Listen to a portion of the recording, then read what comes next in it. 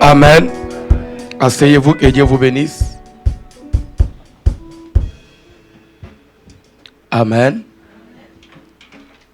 On n'est pas jeunes, moi et ma femme, puisque nous avons de grands enfants. Ok. Notre fille est née, elle est à l'université. On a 6 enfants et le dernier a 9 ans. On n'est pas des enfants quand même. Amen. Amen. Ça fait plus de 24 ans qu'on est ensemble et 21 ans qu'on est dans le mariage. C'est beaucoup quand même. On est assez expérimenté pour te donner des conseils. Ok, que Dieu te bénisse. Parce que la fois passée, on était à Bruxelles, quand on nous a présenté, une maman dit, hey, la femme, le voici, l'homme trop jeune comme ça. Je lui ai dit, elle n'est pas jeune, on a des enfants. Elle pensait que c'est une jeune fille. Amen. Amen. Même moi, je ne suis pas un jeune garçon. Je suis un papa. Ne suivez pas ces cheveux ici. Ce sont des produits que nous mettons. Toute la tête, c'est blanc. Je vous jure. Toute la tête, c'est blanc. Si je fais seulement 3 jours, je ne mets pas ça, vous allez fouiller. Mais je dois vous dire la vérité.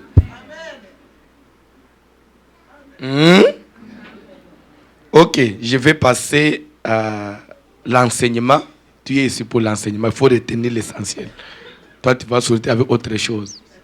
Vous savez, chaque fois qu'on se retrouve, il faut toujours qu'on mette les points sur les i. Pourquoi? L'Église au Canada, États-Unis, Europe, partout, c'est différent de l'Afrique ou soit c'est différent de nos pays d'origine. Pourquoi? Vous savez, l'Église ici, elle est composée des gens qui viennent des 4 coins de la terre. Chacun vient avec sa religion. Chacun vient avec une connaissance. Pour qu'on mette ça ensemble, c'est difficile. C'est pourquoi à chaque moment, il faut toujours éclaircir. Il faut toujours parler pour concilier un peu les idées. Il y a de ceux-là qui viennent, je ne sais pas, tu sors de quelle religion, tu es avec quelle confession. Et des fois, même quand on fait la prophétie ici, pour une autre personne, c'est quoi ça? Pourquoi on doit pointer les gens comme ça à l'église? Pourquoi on doit commencer à parler de la vie des gens? Est-ce qu'il ne faut pas s'organiser pour faire un peu ça d'une manière un peu cachée? Est-ce qu'il faut seulement qu'on parle en public comme ça? Mais là, c'est toi. Tu sais, nous, on n'est pas obligé à suivre tes caprices. Nous avons une seule et unique constitution que nous suivons, c'est la Bible. Tout le monde est appelé à suivre la Bible. Et ce qui fait que si tu venais d'une confession où la prophétie n'avait jamais existé, si vous venez de quelque part où on ne priait pas de la façon dont nous prions ici, quand tu vois on fait quelque chose pour laquelle tu n'es pas convaincu, demande. Mais papa, pourquoi vous avez prié comme ainsi? Par exemple, pourquoi vous invoquez le feu? Parce que quelqu'un m'a dit quelque part, Jésus lui-même, Un jour, ses disciples lui ont dit, veux-tu que nous commandions que le feu descende et consume ces gens? Christ avait refusé.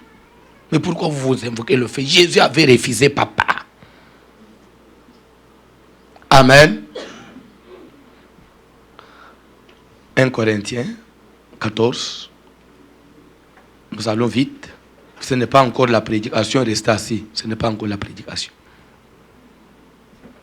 Rapidement, papa, 1 Corinthiens 14 à partir du 26e verset. 1 Corinthiens chapitre 14, nous lirons à partir du 26e verset, je lis au nom de Jésus. Que faire donc, frères, lorsque vous vous assemblez? En d'autres français, ça veut dire que faire donc enfant de Dieu. Quand on dit frère, veut dire enfant de Dieu. C'est Paul qui écrit à l'église de Corinthe. Que faire donc bien-aimé dans le Seigneur. Amen. Amen. Comment procéder, enfant de Dieu? Quand et comment? Lorsque vous vous assemblez. Lorsque vous vous mettez ensemble. C'est ça, je crois que c'est ça. Lorsque vous vous retrouvez à l'église, comme ce matin, on se retrouve dans une assemblée. Maintenant, Paul dit, qu'est-ce qui doit être fait? On est déjà là. Oui ou non? Oui. On est dans une église. Qu'est-ce qui doit être fait? Lisez la Bible. Les uns ou les autres parmi vous. Quelqu'un parmi vous dans l'assemblée. Donc, on peut avancer rapidement, papa. Ont-ils un cantique? Est-ce qu'il y a quelqu'un qui a un cantique? Une instruction? Comme on avait vu ici, il y a les groupes de nos jeunes qui ont chanté et Dieu vous bénisse. C'est dans la procédure, c'est dans la logique. Quand on se retrouve, il faut quand même qu'il y ait, à part le choral, quelqu'un peut aussi venir édifier les gens avec un cantique individuel. Tu peux venir chanter même dans ta langue maternelle. Vous chantez, après vous interprétez. Vous avez édifié les gens. Amen. Amen. C'est aussi une façon de faire la promotion même de votre langue à l'église. Qu'on sache aussi quand même qu'il y a quelqu'un qui parle telle langue. Ce n'est pas un péché.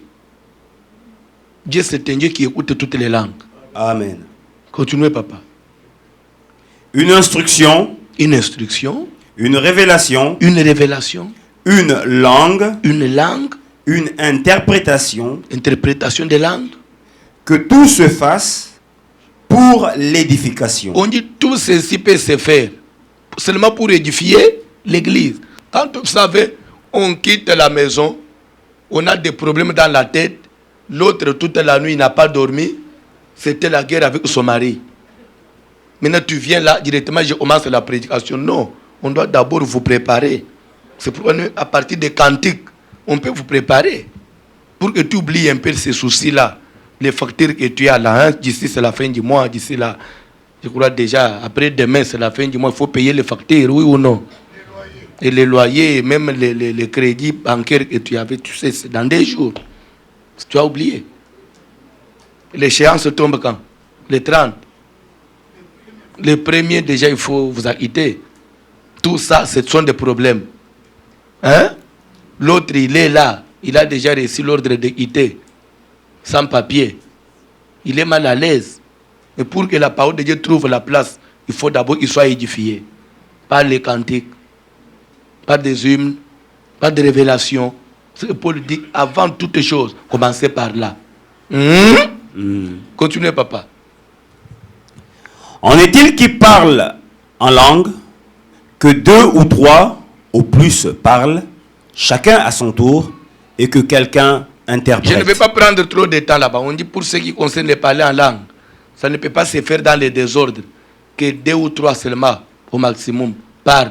Mais chacun a à son tour, que ça se fasse tour à tour, comme les prophètes. Ça ne doit pas se faire dans le désordre.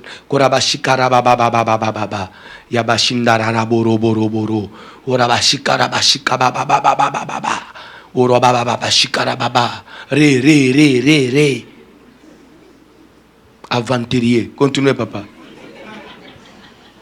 S'il n'y a point d'interprète, on dit surtout ça à l'église où on est là. Tu sais que tu vas faire ré, et que tu sais qu'il n'y a personne pour nous interpréter ça. Qu'on se taise dans l'église. On a dit ferme ta bouche à l'église. N'ose même pas exercer ça. Garde ça pour toi-même. Garde ça pour toi-même. Continuez, papa. Et qu'on parle à soi-même et à Dieu.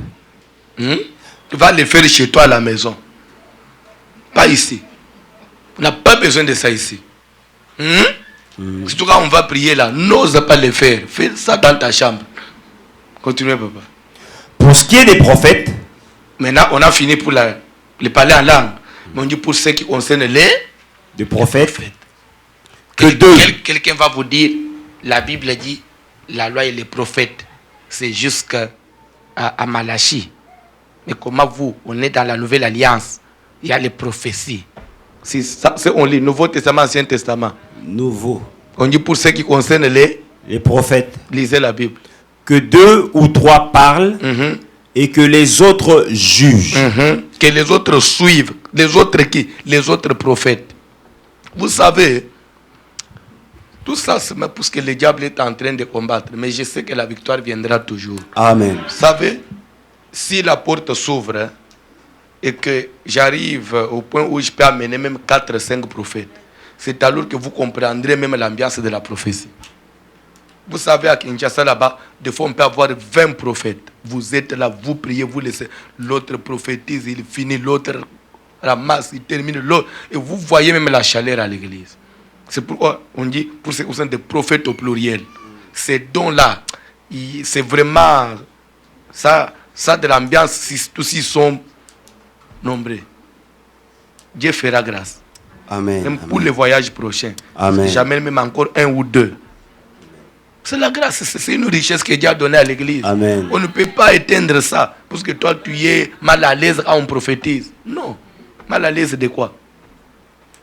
Si on va dire que ma famille, on me combat, est-ce que c'est un problème? Qui n'a pas de combat dans sa famille? Si on dit que parle avec les hommes de Dieu pour se compter ta vie passée, on dit bien la vie passée, est-ce qu'elle est présente? C'est passé, je vais parler, c'est une histoire de ma vie. Ça fait quoi? Oh non, non, on m'a ridiculisé. On t'a ridiculisé chez qui? Toi, tu viens ici pour des gens? Et qui est venu à l'église seulement pour écouter ta prophétie et suivre ta vie? S'il y a quelqu'un comme ça, il manque à faire, il n'a aussi qu'à se repentir. Toi, tu es venu seulement pour écouter les prophéties des gens et aller raconter à la cité. Tu sais, aujourd'hui à l'église, on l'a pointé. Et c'est ça le travail que tu viens faire à l'église. L'ouvrier mérite son salaire. Dieu va te payer pour ça. Tu ne vas pas troubler l'église pour tes sentiments. Si tu n'es pas converti et que dans la famille, tu opposais les gens à l'église, n'osais même pas, surtout ici. Hein. Oui, c'est toi avec moi, attention. Moi, je ne blague pas. Non, il ne faut pas rigoler, je suis sérieux. Il faut respecter l'église et respecter la vie des enfants de Dieu. La vie chrétienne, elle est sacrée. Il y a quelqu'un qui est mort pour ça. Amen. Il ne faut pas mettre quelqu'un mal à l'aise à l'église. Son problème avec Dieu, si Dieu l'a pointé, même si la prophétie était, même si on a dit qu'il est sorcier, est-ce que c'est ton problème? C'est sa vie avec Dieu. Il est venu chercher Dieu. Il ne faut jamais écouter la prophétie d'autrui. Même quand on parle là, fais semblant.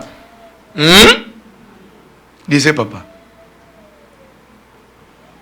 Et si un autre qui est assis a une révélation, que le premier se taise. Car vous pouvez tous prophétiser successivement afin que tous soient instruits. On dit la prophétie doit se faire en secret. On dit ça doit se faire comme ça en public. Les prophètes peuvent tous prophétiser successivement afin que toute l'église soit édifiée, que l'église soit exhortée. Vous savez, la prophétie, des fois elle est bien. Elle apporte quand même, elle fixe même nos idées. Amen. Je suis en train de prier, des fois je ne connais pas avec Dieu, je suis à quel stade. Mais quand la prophétie vient comme ça me donne même comment je peux encore orienter mes prières. Amen. C'est ça l'importance de la prophétie. N'est-il pas écrit un peuple sans révélation? Il est sans frein. Est-ce qu'un peuple ne consultera-t-il pas son Dieu? On a besoin de ça. On a besoin d'écouter ça.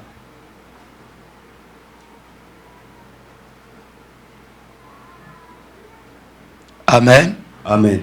Alléluia. Amen. Vous savez, la technologie a évolué, papa. Des fois, vous pouvez même organiser un service ici. Les gens viennent. Vous activez seulement comme il y a maintenant des réseaux sociaux. Même sur Skype, même sur WhatsApp, même sur Imo. Le prophète à Kinshasa. Et ici, on prophétise. Vous donnez seulement les noms des gens. Maman tel, il parle. Parce que vous savez, dès qu'il prophète, le prophète n'a pas seulement besoin de voir votre visage pour prophétiser, non. Ce ne sont pas des choses où ils sont en train de tenter ou soit ils essayent, non. Nous sommes, c'est un don éprouvé. On est sûr de ce qu'il dit. Pendant qu'il est en train de parler là, il ne te connaît pas. Est-ce que vous croyez que du fait qu'on porte un bébé, c'est que ça veut toujours qu'on est toujours marié? Non. Mais s'il parle du mariage, et ça tombe et vous êtes marié, c'est quand même... C'est Dieu qui a parlé. Que Dieu bénisse quelqu'un. Là, on peut passer. Deuxième point. C'est fini pour ça. Deuxième point. Dieu a demandé pour l'imposition des mains. Je crois que tout le monde avait suivi cette recommandation. Amen. Hébreux chapitre 6. Commence par le verset 1. Hébreux 6, pas le verset 1. Rapidement. Et après, on passe à la prédication. Vous êtes fatigué? Vous avez faim? Ah, vous avez raté. Il fallait dire oui, j'allais commander quelque chose pour vous. Non, j'allais oui, mais vous avez déjà dit non. Si vous aviez dit oui, j'allais commander ne fût-ce qu'un sandwich pour tout un chacun avec du jus. On est en Occident, non? Lisez la Bible. Hébreux chapitre 6, nous lirons à partir du verset 1er. Oui. C'est pourquoi, oui, laissant les éléments de la parole de Christ. On dit ceci, c'est pourquoi on est à l'église. Laissons les éléments de la parole de Christ. En d'autres français, ça veut dire quoi? Abandonner les choses élémentaires. Les choses terre à terre. Dites un peu terre à terre. Terre à terre. L'évangile terre à terre. Toi, tu n'as pas de connaissances. Même les choses où on a déjà évolué. Toi, tu es quand on dit prise, que c'est lui qui trouble ta vie, même si c'est ta mère. Hey, ils veulent que je tue ma mère. Ça, c'est que la doctrine. Ce sont des choses où nous, on a dépassé ça depuis 1801. On est déjà en 2017. Toi, tu engages les débats de 1700. C'est déjà révolu. C'est depuis longtemps qu'on a y abandonné. On a vraiment déclassé ça. Des débats comme ça. Est-ce que Dieu peut tuer? Mais je vais vous dire une chose. Moïse, il a prié pour Corée, Dathan et Abiram. Est-ce qu'ils étaient des Philistins? Non. C'était des Cananéens? Non. C'était des enfants de Dieu. Mais Moïse a dit, Seigneur, si ces gens mouraient comme tout le monde, vraiment ça n'aura pas d'impact. Je voudrais que tu fasses une chose qui étourdira l'oreille de quiconque l'entendra. Qu'il puisse mourir d'une mort brutale. Que la terre s'ouvre et qu'il puisse rentrer vif. Pour que les autres éprouvent de la crainte. Là, Moïse était sorcier. Et les gens sont morts. Et ça a donné de l'enseignement aux autres. Et je vais vous dire une chose. Acte des apôtres. Si vous lisez le chapitre 5e, Pierre, n'est-ce pas qu'il a tué Ananas et Saphir? C'est l'apôtre Pierre en pleine église. Ananas et Saphir, c'était des Cananéens, des enfants d'Israël. Tout simplement pour avoir usé des mensonges à l'église. Ils ont vendu leur propriété. Ils ont retenu une partie. Et ils voulaient faire voir à Pierre que c'était ça. Pierre a dit non, ça c'est se moquer de Dieu. Ce n'est pas aux hommes que vous avez menti. C'est que vous avez tenté Dieu. On va vous enterrer. L'homme est tombé. On l'enterre. La femme vient encore. Pierre dit, ah bon? C'est que tu étais déjà entendu avec ton mari pour se jouer de moi. Ok, ceux qui ont enterré ton mari, ils vont aussi vous enterrer. La femme est partie. Les enfants sont restés orphelins. Ça, ce n'était pas l'église. Toi, quand on dit prie pour que Dieu trouble celui qui bloque ta vie, tu as pitié plus que Pierre. Toi, tu aimes plus que Dieu. Il faut avoir de la connaissance. Il faut avoir de la connaissance. Quand Jésus a refusé qu'on puisse invoquer le feu sur Samarie, puisque d'abord, les motifs pour lesquels les disciples voulaient qu'on invoque le feu n'étaient pas purs. Jésus rentre à Samarie, il veut prêcher. Les gens disent non, nous on n'est pas disposés à te recevoir, parce que toi tu es juif. Les Samaritains et les Juifs n'ont pas de... Quand on dit Juif, c'est-à-dire, Israël était à l'époque déjà scindé en deux. Il y avait le royaume de Juda, avec comme capitale Jérusalem, et le royaume d'Israël, dit tribu, avec comme capitale Samarie. Amen. Alors le courant ne passait pas. Raison pour laquelle, même si vous vous rappelez de l'histoire de la femme samaritaine au puits de Jacob avec Jésus, il a dit, comment toi qui es juif me demandes-tu à boire, moi qui suis samaritain. Alors quand il est rentré à Samarie, les gens n'ont pas voulu l'écouter. Alors les disciples diront, comme ils ne veulent pas te recevoir, est-ce que veux-tu que nous commandions que le feu descende? C'est qu'ils avaient une connaissance que si nous commandons ici, le feu va faire quoi? Ils avaient cette notion-là dans leur tête, qu'ils sommes capables de commander. C'est qu'au ciel, il y a un feu. Lorsque vous les commandez, ce feu-là descend et produit des effets. Comme aujourd'hui, nous allons commander que le feu descende et juge toute personne qui trouble ta vie. Amen. Amen. Amen. Christ a dit non, vous ne savez pas de quel esprit vous êtes animés. Je suis venu pour sauver nos perdre. Il y aura un temps où il faut comprendre. C'était uniquement pour ça. Mais ça ne veut pas dire que Jésus était contre qu'on invoque le feu. Non. Amen. Amen. Que Dieu bénisse quelqu'un. Amen. Lisez rapidement. Sont les choses élémentaires. Tendons vers ce qui est Parfait. L'église, on doit aller vers la croissance. Amen. Continuez rapidement. Sans poser de nouveau le fondement du renoncement aux œuvres mortes, Continuez. de la foi en Dieu, de la doctrine des baptêmes, de S'il vous l'imposition plaît, des mains. on dit de la foi en Dieu. C'est-à-dire que la première des choses fondamentales dans cette voie ici, il faut d'abord croire en Dieu. Si toi tu n'as pas la foi, même ta présence ici est inutile. Il est écrit, il faut que celui qui s'approche de Dieu croie d'abord que Dieu existe. Et pas seulement Dieu existe, puisque même les sorciers, ils savent que Dieu existe. Ils croient aussi. Même les démons, Paul a dit, ils croient, ils tremblent. Mais le tout n'est pas seulement de croire que Dieu existe. Paul ajoute encore, il dit, et qu'il est aussi le rémunérateur de ceux qui les cherchent. Pas seulement Dieu existe. Tel qu'on les cherche ici, Dieu va nous payer. Amen. Mon frère, on n'échouera pas. Amen. À moins que tu sois là pour des aventures. Mais si tu es sérieux, et que ta conscience là est sérieuse devant Dieu, et que tu cherches Dieu avec tout cœur, tu n'échoueras pas. Amen. Laissez-moi vous dire que Dieu existe. Tu n'échoueras pas. Même s'il y a des gens qui font des complots, qui pensent qu'un jour, tu vas regretter pourquoi tu es chrétien, ils se trompent. Se trompent. Dieu existe.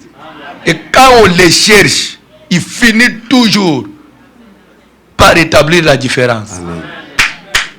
C'est pourquoi je suis là, je prêche. Quand je vais dormir, je dors à l'aise. Même si mes enfants sont ailleurs, je suis à l'aise. Je sais qu'il y a quelqu'un qui s'occupe d'eux. Parce que celui que je sers, il est vivant. Quand je sors de ma maison, je prends l'avion. Je sais que je vais servir Dieu. Comme c'est pour une mission noble, je vais arriver et je vais retourner dans ma maison. Pourquoi? Au ciel, il y a quelqu'un. Quand je sors de ma maison, je vais au travail, je sais que je rentrerai. Mes enfants vont à l'école, je sais qu'ils vont rentrer. Et la semaine s'achèvera, ils seront en bonne santé. Pourquoi? Parce que Dieu existe. Croyez que Dieu existe, mon frère. Amen. Tel qu'on est venu à l'église là, Dieu va nous payer. Amen. On ne va pas échouer. Si toi tu crois que tu vas échouer, en tout cas je regrette. Moi je n'échouerai jamais. Et mes enfants ne vont pas les regretter d'être enfants d'un homme de Dieu. Ils ne vont jamais les regretter, papa.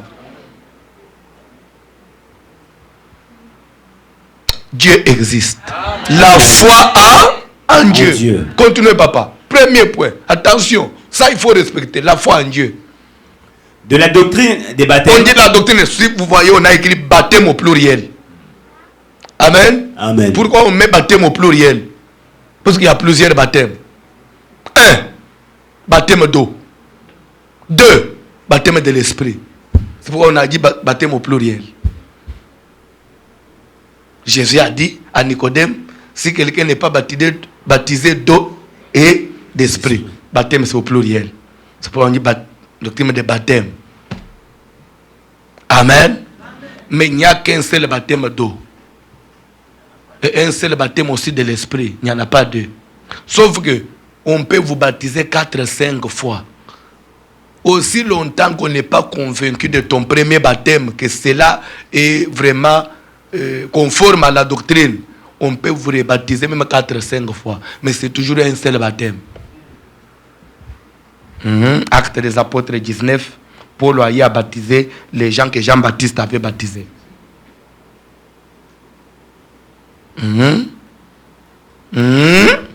Continuez, papa. De l'imposition des mains. On dit la doctrine de quoi? De l'imposition Quand des mains. on dit doctrine, doctrine veut dire quoi? Les enseignements de base, le fondement. Ce qu'on ne peut pas modifier, ce qu'on ne peut pas bouger. On dit la doctrine de l'imposition. Ça veut dire quoi? C'est que notre foi, notre confession, nous croyons à l'imposition des mains. Doctrine, c'est un point doctrinal. Pourquoi un point doctrinal, Papa Florent? Parce que moi, je crois que la guérison, Jésus a dit, vous imposerez les mains aux malades. Je ne crois pas qu'il faut que je lave les gens pour qu'ils soient guéris. Non. Moi, c'est par imposition des mains que je peux communiquer la guérison. Amen. Pour bénir les mariages, nous, on impose seulement les mains. Pour consacrer quelqu'un au ministère, les mains. Oh, un enfant malade, vous l'amenez par la main. C'est ça qui est fondamental. Et Dieu intervient. Doctrine de l'imposition des mains. On n'a pas utilisé l'huile et autres choses. Non. Notre fondement, c'est les mains. C'est un point doctrinal. Si toi, tu fais autre chose, en tout cas, ça ne m'engage pas. Hein? Vous utilisez des mouchoirs, vous avez de l'huile d'onction, tout ça, ce n'est pas doctrinal. Ce n'est pas doctrinal. La Bible dit, si nous marchons dans la chair, nous ne combattons pas selon la chair, puisque les armes avec lesquelles nous combattons ne sont pas charnelles. Quand on dit les armes, ça dit c'est quelque chose qu'on se sert pour se défendre. Amen. Oui ou non? Amen. Paul dit que cela n'est pas charnel. Et pourtant, quand on m'amène un malade et que je recours à l'huile, l'huile là, c'est considéré comme une arme. Et pourtant, Paul a dit, nous avons la chair, mais on ne doit pas utiliser les armes physiques. Les armes doivent être spirituelles. La prière et les mains, un point trait. Même la nuit, votre enfant a fait une crise à la maison, maman. Vous appelez le pasteur, vous n'arrivez pas à l'atteindre. Prends l'enfant. Pose tes mains sur ton enfant. Recours à la prière. Dis à Dieu, tu as dit, voici les miracles qui croiront, qui suivront ceux qui croiront. En mon nom, ils vont imposer les mains aux malades. Et les malades seront guéris. Une femme peut prier pour son mari la nuit, lui imposant les mains. Invoquez le feu et tu les sauves. Et après le matin, les hommes de Dieu viennent intervenir. Papa, même si tu n'es pas serviteur, la nuit tu peux prier pour ton enfant, avant même d'appeler l'ambulance. Des fois vous recourez toujours à l'ambulance. Des fois les gens là qui viennent avec l'ambulance, des occultistes, ils viennent encore aggraver la situation. La doctrine de l'imposition des mains. Vous allez trouver quelqu'un à l'église, on parle de l'imposition de main, lui il est là refroidi. C'est comme si ça ne lui intéresse pas. C'est un point fondamental. C'est un point capital. Continuez, papa. La doctrine de l'imposition des mains. De la résurrection des morts. La doctrine de la résurrection des morts, ça veut dire quoi? Nous croyons à la résurrection des morts. Même si je mourrais aujourd'hui, je ressusciterai avec Jésus. Amen. Tu crois Amen. Aussi à ça? C'est ça notre confession. Amen. Je crois à la résurrection des morts. Amen. Qu'un jour Christ reviendra pour reprendre l'église. Amen. Et que les morts en Christ se ressusciteront. Oh, yes. C'est une doctrine, c'est ça ma foi. Continuez, papa. Et du jugement éternel. Je crois que le jugement éternel viendra, le jugement dernier. Les hommes seront jugés. L'enfer existe. Nous croyons à ça. Si toi tu ne crois pas, c'est bon. Je ne sais pas. Hein. Pour finir, c'est ce que nous ferons. On dit, c'est ce que nous devons chaque jour faire. Papa, nous quand on vient à l'église, c'est prier pour les gens, imposer les mains. C'est pourquoi à l'église, je peux vous imposer les mains à tout moment. Vous venez à l'offrande, je vous impose les mains. Après quitte papa, je ne me sens pas bien, je t'impose. Paul dit, c'est ce qui doit être courant à l'église. Notre doctrine, c'est ça, l'imposition des mains. À part ça, il n'y a pas autre chose. Aujourd'hui, Dieu a demandé, on vous impose Les mains. C'est biblique. Pourquoi il va toucher ma tête? Il touche ta tête pour te bénir. Yes. Je passe maintenant à la prédication. Je crois que vous avez de la lumière. Vous êtes fixés quand même. Amen. Nous commençons la prédication pour aujourd'hui. Je vais être court, hein. En tout cas, intercéder pour moi. Pour que je ne sois pas long.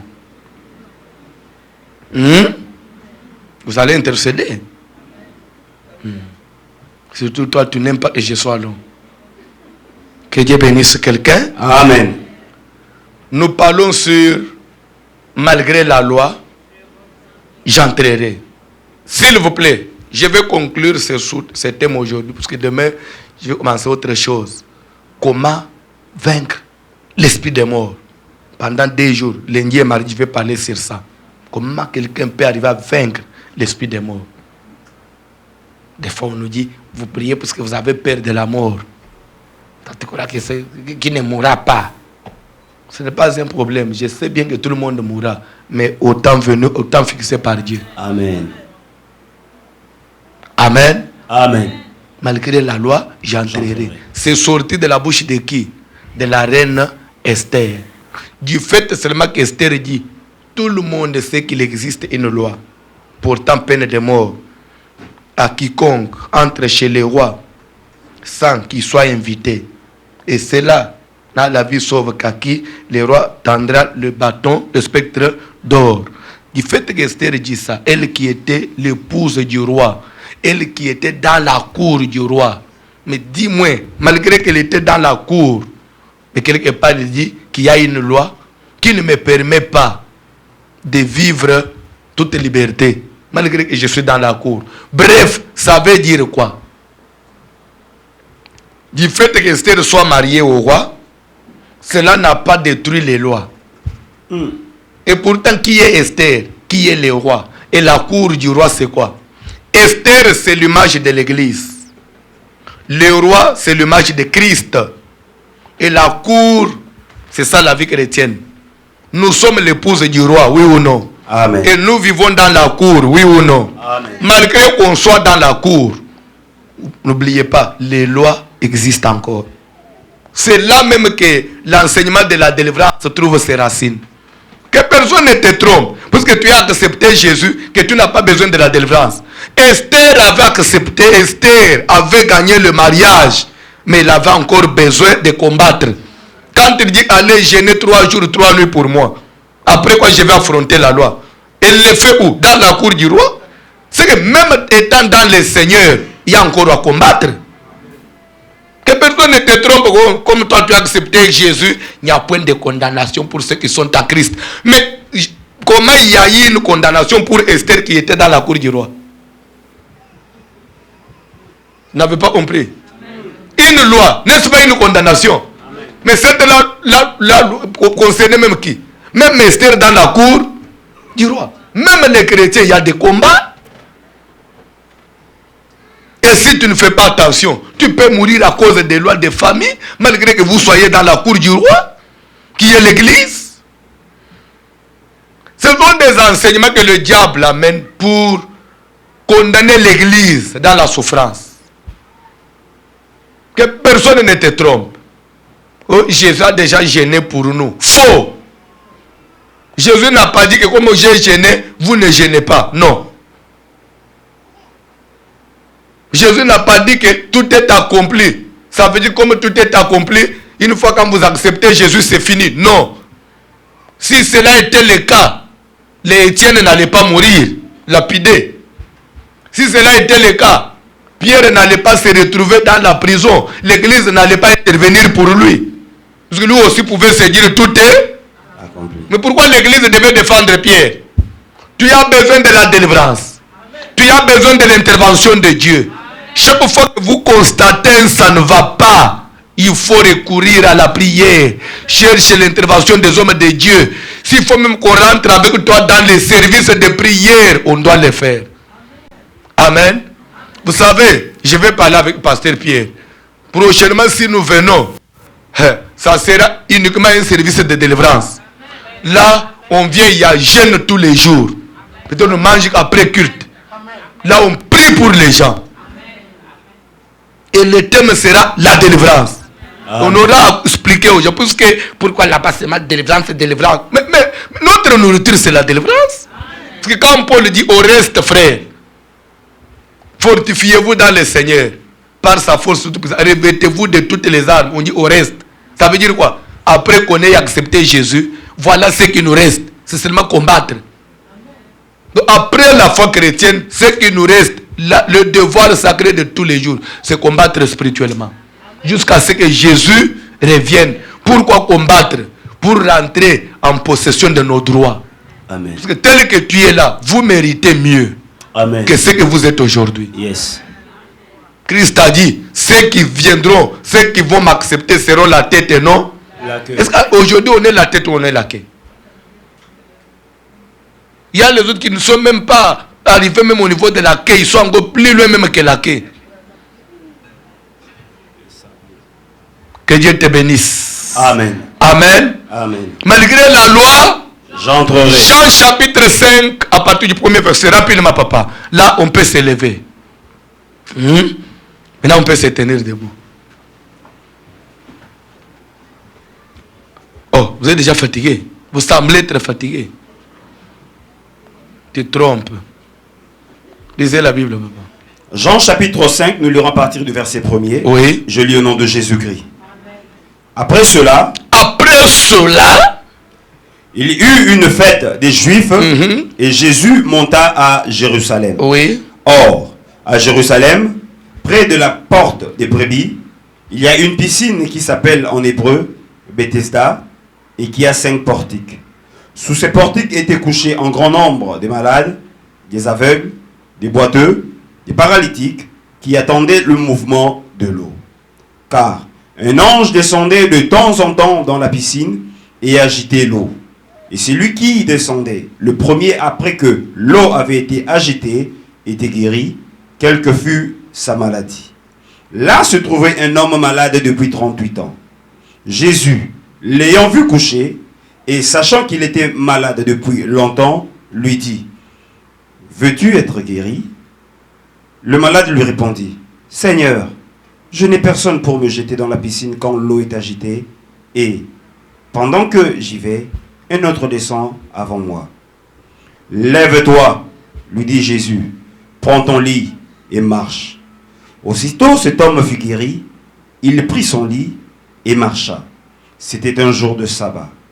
Les Juifs dirent donc à celui qui avait été guéri, « C'est le sabbat, il ne t'est pas permis d'emporter ton lit. » Il leur répondit, « Celui qui m'a guéri m'a dit, prends ton lit et marche. » Ils lui demandèrent, « Qui est l'homme qui t'a dit, prends ton lit et marche ?» Mais celui qui avait été guéri ne savait pas que c'était Jésus, car Jésus avait disparu de la foule qui était en ces lieux. Jusqu'à là, que Dieu bénisse sa parole. Asseyez-vous, accordez-moi ne fût-ce que 20-25 minutes, je vais aller vite. On dit ceci, après cela, il y eut une fête des Juifs et Jésus monta à Jérusalem. Pourquoi Jésus devait monter à Jérusalem? Pourquoi Jésus devait, quand on dit Jésus monta à Jérusalem? Parce que quand on dit fête des Juifs, je vous ai bien expliqué, quand on dit en Israël, nous, selon notre langage, nous appelons tous les Israéliens, nous les appelons des Juifs. Non, mais selon eux, les Juifs, c'est seulement les gens de Jérusalem. Juda. Amen. Juda et Benjamin, c'est ça selon eux, les Juifs. On dit, il y eut une fête des Juifs et Jésus monta à Jérusalem. Parce que la fête devait se célébrer à Jérusalem. Et Jésus était en dehors de Jérusalem. Mais quand il s'est souvenu, demain c'est la date de la fête des Juifs, il a fait quoi? C'est-à-dire qu'en Israël, il y avait des calendriers où tout le monde, même s'il fait quoi dans sa tête, il sait qu'à telle date, je dois me trouver à Jérusalem. Pourquoi? Pour être ensemble avec les autres. Parce qu'il savait qu'à de tels événements, il y a toujours des miracles extraordinaires que Dieu fait. Amen. L'église doit avoir un calendrier sacré. C'est comme je disais hier, des moments comme ça, ce sont des moments sacrés. Où toi tu ne dois pas manquer. S'il vous plaît, vous m'excuserez. Maman, vous habitez aussi. Vous habitez aux États-Unis. Vous êtes venu pourquoi? Pour le séminaire. Il y a l'autre maman Aimée, qui est partie ce matin de Washington. Il y a l'autre frère là de Canaket, il est où? Papa, lève-toi un peu. Tu viens d'où? Avec qui? Et l'enfant. Vous êtes venu pourquoi? Qui encore? Qui vient de loin? Il y a encore. Levez-vous, papa. Vous êtes venu pourquoi? Mettez-vous, que Dieu vous bénisse. Maintenant, dites-vous un peu. Ces gens, ils ont même demandé le congé au travail pour le séminaire. Mais le séminaire se tient où? À Montréal. Toi, de Montréal, il y a des jours où tu ne peux pas venir. Pourquoi? Parce que papa, vous savez que demain, je dois travailler, je ne serai pas là.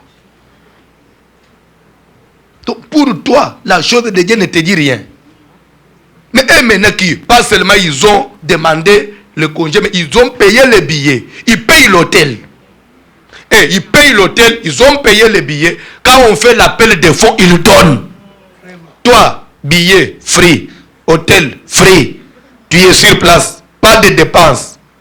Mais même pour contribuer, il est venu seulement pour chercher l'argent. C'est un ami de pasteur Pierre. Chaque fois, il s'entend avec son ami pour qu'il vienne chercher l'argent à Montréal. Ah! Mes frères congolais. Pourquoi de tels raisonnements, vous? Amen. Si on doit chercher l'argent, est-ce qu'on doit venir à Montréal? Chez nous, à Kassai, il y a les diamants, non? On met ça entre nous. Papa, est-ce que je ne peux pas vous appeler, nous allons à Kassai chercher les diamants? Est-ce qu'il y a de l'argent à Montréal?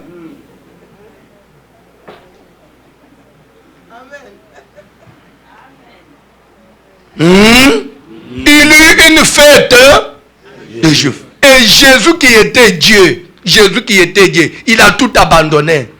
Pour faire quoi? Respecter la fête. Mais toi, tu ne peux pas respecter les dates sacrées de Dieu. Et Jésus est là, papa.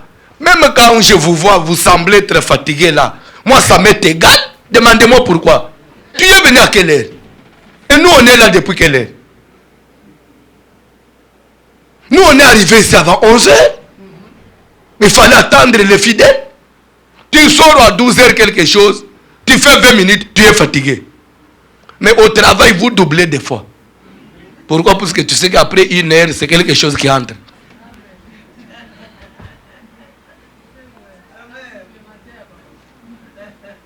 Aujourd'hui, nous allons faire les heures supplémentaires.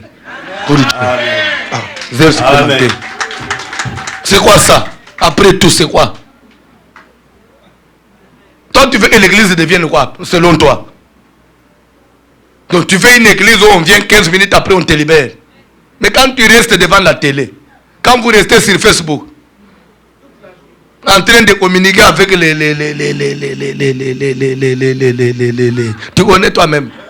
Détermine, moi je ne sais pas dire. My friend, une femme mariée avec my friend. Et ce papa-là, c'est jusqu'à 3h du matin qu'il est sur Facebook en train de communiquer. Toi, des fois avec même les démons. Il y a des sirènes sur Facebook. C'est des réseaux sociaux. Des fois, vous communiquez avec des sirènes sans le savoir. Il y eut une fête. Et Jésus a fait quoi?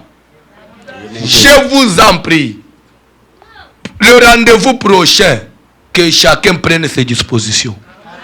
Même si on doit être là nuit et jour, on doit être là. Amen. Pourquoi? Parce que des fois ça s'annonce avant, même 2 mois avant. C'est pour permettre à tout le monde vraiment de s'arranger. Exact.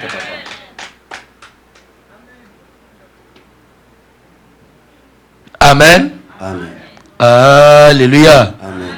Que Dieu bénisse quelqu'un. Amen. Il y eut une fête des Juifs et Jésus monta à Jérusalem. Or, à Jérusalem, près de la porte des brebis, il y a une piscine qui s'appelle Bethesda.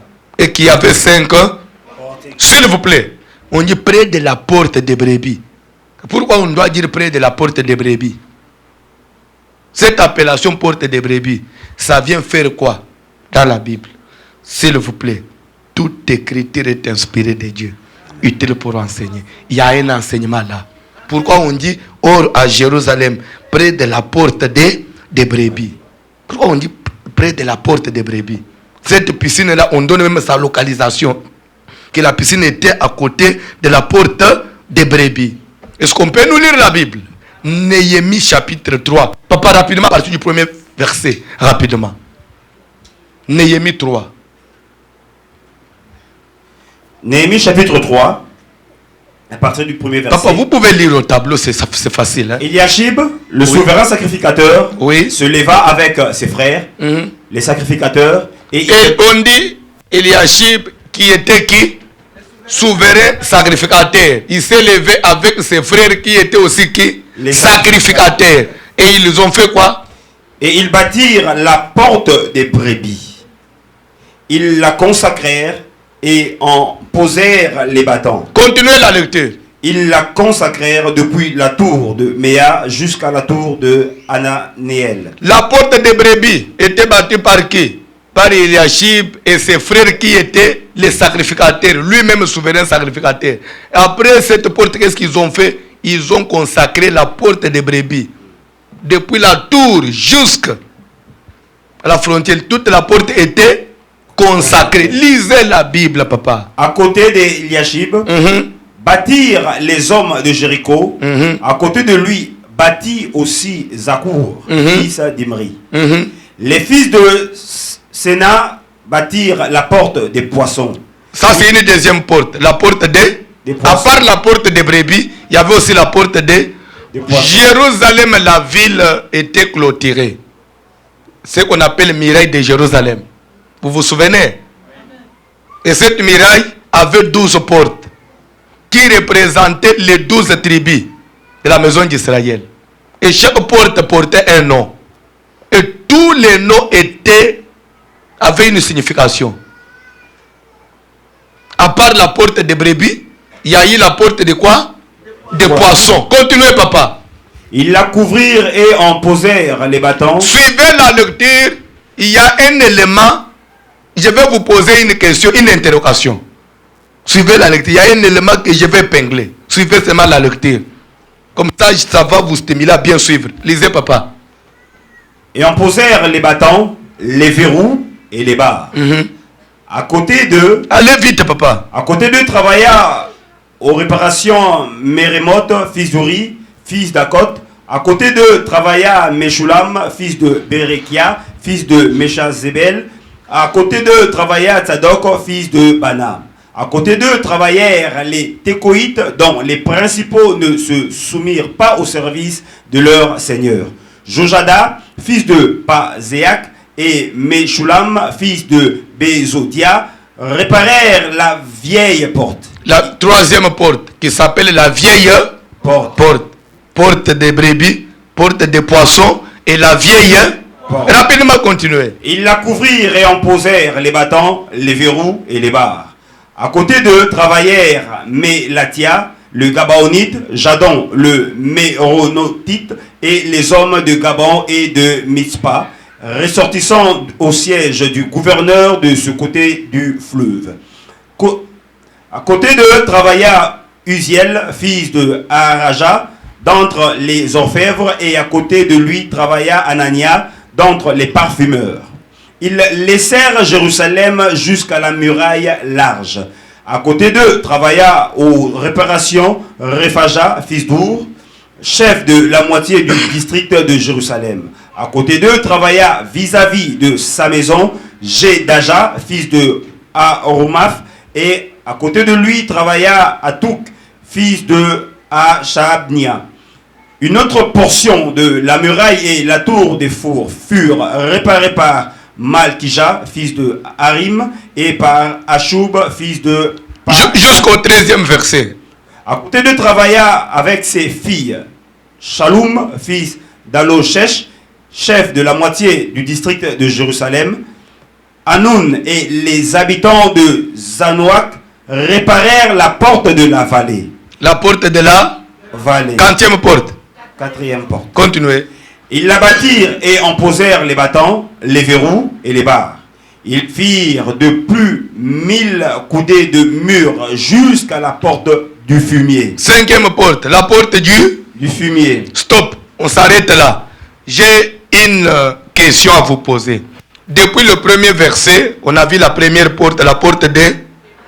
Quel point un peu de différence que vous avez pu retenir depuis qu'on a commencé à construire la première porte jusqu'à la cinquième porte? Quel est le point de différence? Oui, maman. Le point de différence, c'est qu'ils disent qu'ils la couvrirent, posèrent des battants et la consacrèrent. Ça veut dire, tu n'as pas répondu. Oui?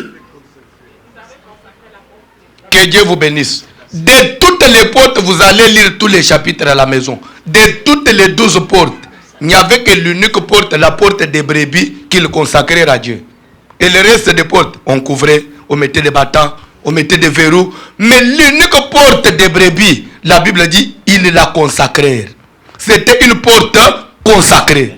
Et le reste n'était pas de porte consacrée.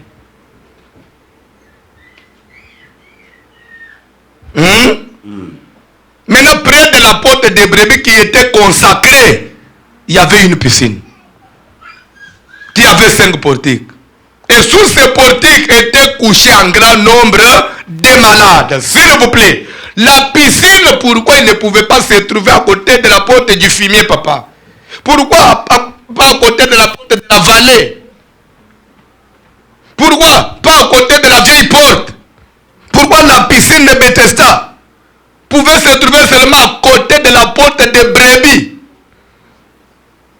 Et pourtant, quand on dit brebis, ça veut dire quoi? Les fidèles.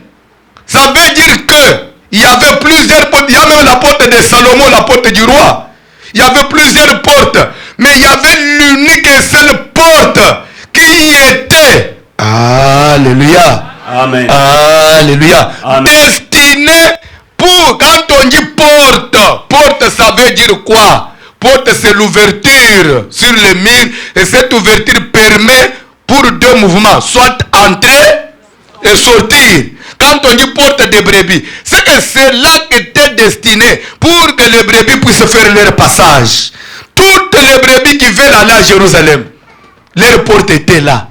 Ils devaient passer par la porte des brebis. C'est là qu'entraient les brebis. S'il vous plaît. Alléluia. Et dès que les brebis rentraient par leur porte, la première des choses, dès qu'ils sont à Jérusalem, ils vont trouver une piscine. Les brebis entraient et directement ils étaient conduits à la piscine. Dieu a organisé les choses, que la piscine soit seulement à l'entrée. Ils entrent automatiquement à la piscine. Qui dit piscine dit réservoir d'eau. Oui ou non? Il y avait l'eau pour les brebis. Les brebis devaient s'abreuver là. Et la Bible dit, la piscine avait 5 portiques. Et sous ces portiques étaient couchés des gens, des malades. Quand on dit malade, c'est-à-dire des gens qui avaient des problèmes. S'il vous plaît. Bethesda, en hébreu, qui veut dire en français, maison de miséricorde. Ça veut dire quoi? C'est là que Dieu manifeste sa compassion. S'il vous plaît. Porte de brebis qui est l'image de quoi? De l'église. Dieu dans son amour, il a laissé l'ouverture pour tous ceux qui ont besoin de rencontrer sa grâce. Il y a une porte. Tu as un problème, il y a une porte. Vous êtes malade, il y a une porte. Depuis que vous êtes au Canada, ça ne marche pas, il y a une porte. Fais-toi brebis pour passer par la porte des brebis. Amen. Ne viens pas à l'église comme des rois, parce que tu n'es pas Salomon. Une brebis, c'est celui qui passe par la porte des brebis. Et la brebis, elle est différente d'une chèvre. Pourquoi toi, tu viens, tu as besoin de Dieu? Tu es venu à l'église, tu as des problèmes, mais tu commences à nous poser des conditions. Pourquoi ils ont tiré le culte jusqu'à 7 heures? Est-ce qu'une brebis doit dire ça? Quand on enseigne comme ça, pourquoi il a insisté sur la dîme? Et là, mais pourtant, le caractère Bible dit, il s'est laissé comme une brebis muette entre les mains de ceux qui allaient les tondre. Il n'avait rien dit devant ces gens-là. Pourquoi? Parce qu'il était une brebis. La brebis ne parle pas. La brebis se laisse manipuler. Différemment de la chèvre et de bouc. Toi, tu nous avais menti que tu étais brebis. Et pourtant, tu étais une chèvre. Je viens de le constater. Tout ce qu'on essaie de faire, tu résistes. Bouc. Tu vois que tu étais un bouc. Mais pourquoi tu nous as fait tromper? Pourquoi tu avais pris l'apparence de la chèvre, de la brebis? L'église a besoin de brebis et non de chèvres. Amen. Dieu a besoin de brebis qui viennent pour chercher le Seigneur. Raison pour laquelle on dit il l'a consacré. L'église, c'est un endroit sacré. C'est pas un endroit où tu dois te comporter n'importe comment, mon frère. Faites attention. Sachez que l'église est sacrée.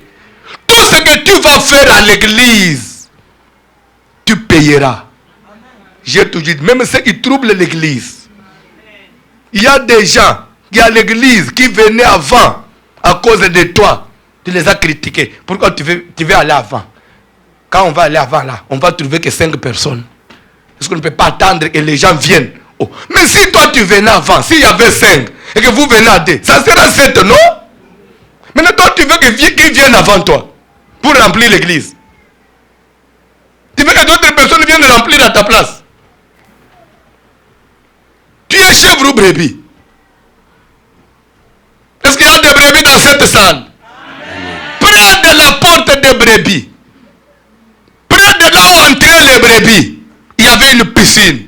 Il y avait un réservoir d'eau qui est l'image de la parole. Quand on entre, tu es brebis.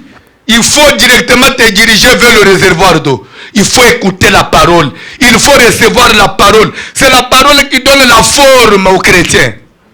C'est la parole qui fera de toi enfant de Dieu. Amen. C'est la parole qui fera même que tes problèmes trouvent solution. Mais aujourd'hui, il y a des gens qui ne veulent pas de la parole. Lui vient, il a déjà sa connaissance à lui. Tout ce qu'on enseigne à l'église, quand le pasteur fait ça, pourquoi il a fait ça? Il devait faire ça. Oh, toi, tu as déjà une connaissance, mais tu es venu faire quoi à l'église?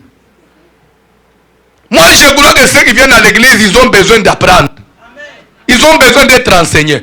Quand vous entrez par cette porte, tout ce que tu avais comme connaissance, mettez ça de côté.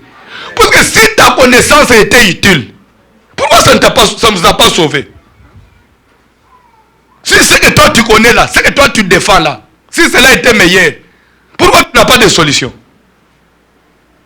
Comment un malade qui s'amène devant un médecin, quand le médecin prescrit, il se dit non, médecin, moi pas ces médicaments là.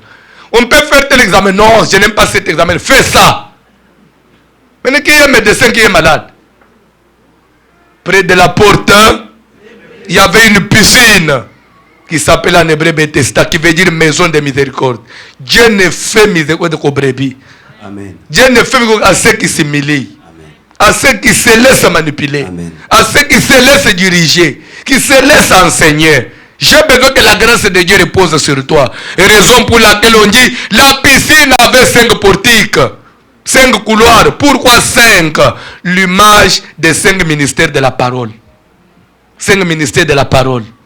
Tu vois, à l'église, la force de l'église, c'est le ministère. C'est là où il y a le ministère, qu'il y a la vie. Et ces gens-là venaient, chacun avec son problème. Ils étaient là, étalés dans le ministère. Ils attendaient le mouvement de l'eau. Je suis venu dire à quelqu'un, vous savez, l'église, oui. Tu peux venir à l'église. Tu peux rester à l'église. Mais sortez de l'ordinaire. Église, il y a la vie. Église, il y a la délivrance. Église, il y a le miracle. Église, des fois, on reçoit des solutions seulement lorsqu'on agite l'eau. Ils étaient là, il y avait l'eau. Mais pour que cette eau sauve, un ange devait faire quoi? Devait faire le mouvement de l'eau. C'est pourquoi, lorsqu'il y a un mouvement dans votre église, comme pendant cette semaine, l'eau est en train d'être agitée, cherchez à vous plonger. Amen. Ne reste pas indifférent. Les gens étaient là attentifs. Il fallait attendre le mouvement de l'ange. Et cela n'était pas précis. À quelle heure l'ange viendra? On ne sait pas. C'est qu'il fallait se mettre prêt, papa. Des fois, l'ange pouvait venir le grand matin. Vous vous réveillez, il est là. Des fois, quand tu te dis, oh, comme hier, il était venu le grand matin, comme ça, je vais rester le grand matin pour l'attendre. Le deuxième jour, il vient à 12h. Tu te dis, ah, comme le deuxième jour, il était là à 12h. Le deuxième, je vais l'attendre à 12h. Le troisième jour, il vient à 5h du soir. Ah, c'est-à-dire la Bible n'a pas donné de précision à quelle heure l'ange venait. On dit que l'ange descendait de temps à temps. C'est là pourquoi, seulement pour amener les gens à être prêts, car on ne sait pas à quelle heure. Le séminaire peut commencer depuis lundi, mais tu ne connais pas quel sera le jour de ta visitation. Le premier, il faut seulement être là tous les jours. Amen. Car je ne connais pas quelle est la parole qui pourra me délivrer. Toi, tu peux croire que ça sera le dernier jour, et pourtant ton miracle était au 3e jour. C'est pourquoi il ne faut pas rater les jours de séminaire. Et il a déjà raté son miracle. Tu vois? Tu viens après, l'ange est déjà parti. Le tout n'est pas d'être à l'église, mais il faut être attentif. L'homme là, papa, ce n'était pas qu'il était en dehors de Bethsaïda. Il était là. Là où se passe le miracle, là où le miracle s'opérait. Mais il a fait 38 ans. Pourquoi d'autres personnes ils sont à l'église? Les autres sont bénis. Lui n'est toujours pas béni. C'est le problème de l'église? Examine-toi. Examine-toi. Toi, tu vas me dire que dans cette église, Dieu n'agit pas. Moi, j'ai commencé à venir dans cette assemblée. Il y a des gens ici, même si tu n'es pas reconnaissant envers Dieu, même si tu n'es pas reconnaissant envers ton pasteur, mais moi, je sais une chose. Quand moi, j'avais commencé à venir ici, toi, là, tu étais locataire. Mais aujourd'hui, tu as une maison. Il ne faut pas être ingrat. Tu connais la situation que tu avais. Quand moi, je t'ai connu. Même ton visage, je vois, tu as changé. Tu es devenu maintenant beau. Je vous jure. Si tu as des doutes, amène-moi ta photo quand je suis venu pour la première fois. Et qu'on compare avec ta beauté aujourd'hui. Non, ça c'est entre nous. En tout cas, ne soyez pas hypocrite. Moi, je suis prêt pour faire la confrontation. Amène-moi ta photo. J'étais venu ici la première fois, c'était en 2010. Peut-être vous avez oublié. Apporte-moi ta photo de 2010. Aujourd'hui, qu'on compare. Tu étais comment? Surtout que là, tu revenais encore du village. Tu connais comment tu étais? Oh non, c'est entre nous. C'est entre nous. Dieu a fait quand même, non? Voilà comment vous êtes devenus beaux. Je vous envie. Il y a l'huile qui coule maintenant. Quand même vous êtes toujours indifférent, vous ne voulez pas manifester ça. Tu as changé de véhicule, non? Souviens-toi, ton ancienne bagnole là, c'était comment? Tout le temps des pannes, même sur l'autoroute. Tu vois? C'était comme une brouette. Est-ce qu'il y a quelqu'un qui est reconnaissant? Amen. Même tout ça, je me demande. Mais comment les autres sont bénis, pasteur? Mais la sœur là, chez lui, la situation s'empire. Est-ce que c'est le problème de l'église? Est-ce qu'il n'y a pas eu des gens qui sont venus dans cette église célibataire? Aujourd'hui, ils ont des enfants. Et allez-vous me dire que Dieu n'agit pas? Toutes les prières qu'on fait ici, les séminaires qu'on fait ici, ça ne paye pas. La Bible dit l'ange descendait, agitait l'eau. Et celui qui s'est jeté le premier était guéri, quel que soit le problème. Je prêche un Dieu qui n'est pas limité. Un Dieu capable de donner la solution. Ce soir, cet après-midi, si tu crois à cette parole, je vous dis par l'imposition des mains d'aujourd'hui, Dieu va opérer un miracle dans ta vie. Amen. Je n'ai pas besoin de connaître ton problème. D'ailleurs, hier, je vous avais prévenu. Aujourd'hui, quand tu viens, vous avez un projet, vous avez un problème, mets ça sur un bout de papier, mettez dans l'enveloppe. C'est le travail que je vais faire aujourd'hui. Si toi, tu n'étais pas là hier, prépare, apprête-toi déjà. Demande l'enveloppe. Tu mets seulement ton projet là. Papa, j'ai besoin d'acheter la maison. Mets dans l'enveloppe. Vous allez déposer ça ici. Et moi, je vais prier. Après, quand je vais revenir, je vais vous demander. Si Dieu n'agit pas, au ciel, il y a un Dieu. Amen. Et je crois en ce Dieu-là. Amen. Qu'il est capable de transformer. Il est capable capable de changer la situation.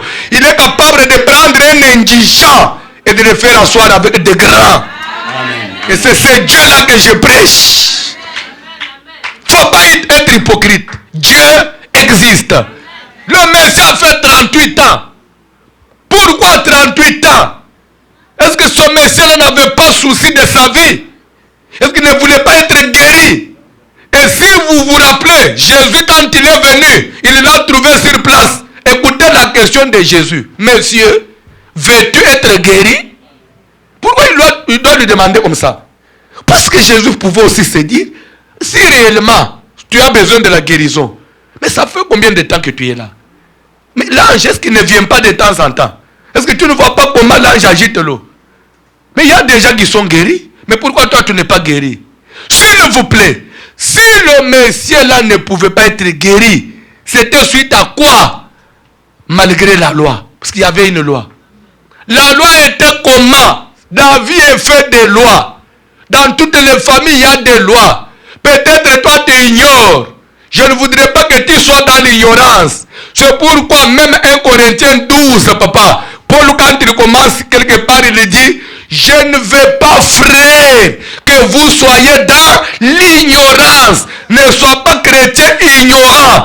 Ce qui avait trahi Rachel, qu'est-ce qui avait trahi cette fille? C'était l'ignorance. Rachel vivait dans une famille où il y avait une loi. La loi qui interdisait à la cadette de se marier avant l'aîné. Mais il avait semblé ignorer la loi. Il a pris un fiancé, il l'a mené à son père. Et pourtant il y avait sa grande sœur. Elle a vécu avec son fiancé 5 ans. Ils ont même célébré le mariage. En dernière minute, elle a perdu le mariage. Suite à quoi? À une loi qu'elle ignorait. Tu es en train d'ignorer les lois de tes familles. Tu crois que parce que tu es venu au Canada et que cela n'aura pas d'influence sur toi? Rachel croit que parce qu'il a Jacob, l'homme qui voit des visions, tu crois quoi? Parce que vous modérez, parce que tu es devenu serviteur, ou bien parce que vous suivez voici l'homme sur internet, c'est que vous avez la victoire, parce que je prêche. L'ignorance, faites attention. Le Messie était là, il y avait la grâce, mais il y avait la loi. Pourquoi il a perdu 38 ans? À cause de la loi. La loi était comment? L'eau est là. L'ange descend. Mais pour être guéri, il faut être le premier à toucher l'eau. Maintenant, lui, quel était son problème? On dit un paralytique. Ça veut dire quoi? Les jambes, les bras fatigués. Ça ne fonctionnait pas. Et pourtant, pour faire le mouvement de se jeter le premier, il faut avoir ses membres en fonction. Maintenant, lui, les membres ne fonctionnaient pas. Vous savez, quand il faut comparer, celui qui a le problème de l'œil et ses membres en bon état, et toi, le paralytique, qui va se jeter le premier? L'autre souffrait, le problème c'était un problème cardiaque, mais il avait ses membres. Vous voyez un peu ce qui avait trahi le Messie? C'est cette faiblesse-là. C'est ce qui a fait que chaque fois quand il essayait, celui qui avait la force plus que lui, c'est jeter le premier. Et il se retrouve toujours écarté. 1 année, 2 ans. C'est pourquoi Esther s'est dit, comment je peux être l'épouse du roi, mais je ne sais pas entrer chez le roi quand je vais. Cette loi-là, ça doit tomber.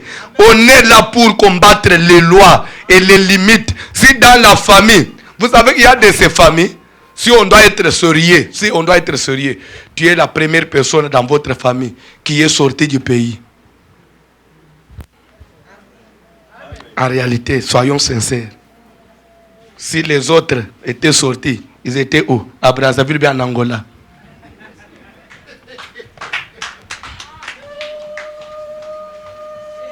Mais toi, quand même, tu es où? Et vous savez ce que ça sonne au pays quand on dit ma fille est au Canada, ma fille est aux États-Unis. Quand votre maman dit seulement ma fille est aux États-Unis, c'est comme si toi tu restes avec Trump. C'est comme si toute la richesse du Canada là se trouve dans ta maison. S'il savait, je dis bien si du moins, il savait qu'à l'église, il n'a même pas $20 de l'offrande. Si du moins il pouvait savoir que tu es là à l'église, tu n'as même pas $100 de l'offrande. Quand je vais demander l'offrande là, tu vas te mettre en colère. Mais tu es où? Au Canada. À Montréal. Je vis à Montréal. Toi? J'ai pas arrêté? J'ai mal prêché, j'ai mal parlé? S'il vous plaît, attention. Il faut profiter de la grâce. Le Messie là était là et la grâce était là. Je vais vous dire une chose. Vous savez, moi j'ai toujours dit aux gens, ce pays ici, c'est un pays d'opportunité. Il y a des gens, surtout le papier là que toi tu as. Toi tu as eu la grâce même d'avoir la nationalité. Si c'était une autre personne, il pouvait profiter de ça et faire des affaires. Mais ça m'étonne que tu as les papiers et tu ne profites pas de ça. Hey! Quel envoûtement! Quel envoûtement! Vous savez qu'il y a des gens qui ont des projets mais qui sont limités. Il n'a pas de papiers. Il a des projets dans sa tête. Mais quand il veut faire ça, il faut mettre des papiers. Mais toi, tu as des papiers. Mais tu n'as rien. À part seulement des photos que vous postez sur Facebook. C'est tout ce qu'il y a de spécial chez toi. Profitez de la grâce. Amen. Tu risquerais de passer beaucoup d'années dans ce pays sans rien faire. Ce monsieur-là était là. L'eau était là. L'ange descendait. Mais il s'est retrouvé 38 ans après. Il ne vivait que les miracles des autres. Tu n'es pas venu accompagner les gens ici. Amen. Quand tu as quitté ton pays, souviens-toi ce que tu avais dit. Je vais en Amérique chercher. Mais depuis que tu es ici, depuis que tu es venu, tu es en Amérique, qu'est-ce que tu as déjà trouvé? Au contraire, la situation s'empire. Pourquoi? Il y a des gens au pays, c'était même mieux qu'ici. Pourquoi tu es en train de perdre tout ce temps? L'ange descendait agité. Christ qui a dit, monsieur, veux-tu être guéri? Dis-moi, il était aussi sage. Il n'a pas répondu par oui ou non. Non. Directement, il a donné une bonne réponse. Seigneur, il n'y a personne. En d'autres termes, ça veut dire quoi? Tu vois mon état. C'est ce qui me trahit. J'aime bien, mais l'état ne me permet pas. Christ, l'homme de compassion, quand il a considéré ça, il n'a pas dit, ok, je vais rester à tes côtés, comme ça qu'on attende que l'ange vienne et moi je vais te secourir. Non. Si Jésus devait faire ça, c'est qu'automatiquement il allait être inférieur aux anges. Et pourtant il est supérieur aux anges. Oh yes. Lui n'a pas d'attendre qu'un ange vienne. Puisque, vous savez, c'est lui qui agit, qui ne respecte pas la loi, c'est qu'il est au-dessus de la loi. La loi disait, l'eau doit être agitée, et quand l'ange agite, quelqu'un doit descendre le premier pour avoir le miracle. Mais Jésus n'a pas attendu que l'ange vienne. Il a seulement dit au monsieur, lève-toi, prends ton lit et marche. Et je vais vous dire une chose, spirituellement, sur le plan doctrinal, c'est déjà quelque chose. C'est déjà quelque chose. Puisque avant Jésus, pour avoir la guérison, il fallait que le corps touche l'eau. Oui ou non? Mais quand Christ est venu, il n'a pas dit au monsieur de toucher l'eau. Il a seulement commandé. Il a seulement parlé. Automatiquement, ça met fin à toutes les pratiques des histoires. Et nous passons au moment de la parole, où la parole doit agir. Quand je prêche, les vies changent. Quand je commande, les démons partent. Quand je prie, les chaînes tombent. Je n'ai pas besoin d'utiliser des bougies. Je n'ai pas besoin de pratiquer quoi que ce soit. Il a seulement dit au monsieur, lève-toi, prends ton lit et marche. Vous savez, comme législateur, quand il a dit ça, automatiquement, c'est une révision de la loi. Et lisez la Bible depuis lors jusqu'au